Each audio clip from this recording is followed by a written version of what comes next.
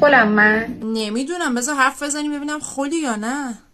بیام با تو که پول نداری تو رابطه؟ با من که نه، من گرایشاتم فرق داره، من نمیتونم. اصلا دخترها مگه خلن؟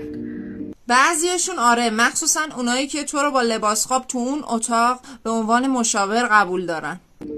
وقتی که هر روز باید از اون نوک پارو تا این بالا کرم بمالن که این پوست نرم بمونه، یه رسیدگی معمولی بخوام به خودم بکنم در ما 500 میلیون برام میفته. 500 میلیون هزینه کردی قیافدینه؟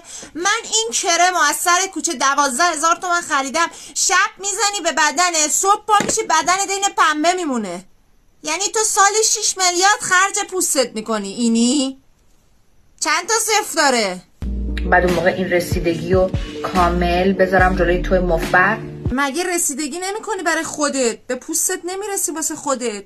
برای پول پسر مردم به خودت میرسی؟ چی می نویسی پولکی؟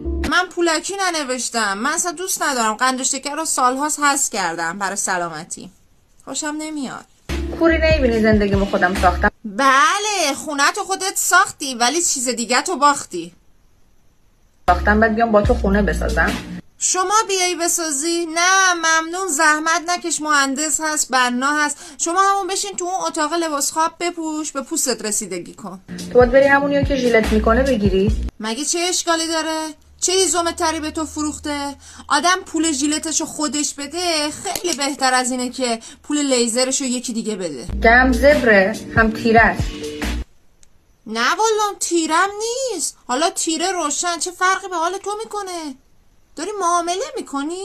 قیمت داری رو خودت میذاری؟ مگه کالایی؟ با هم دیگه خونه بسازید. من خونمو ساختم، مثل اینکه پرشمو بیام تو انباری تو پارک کنم.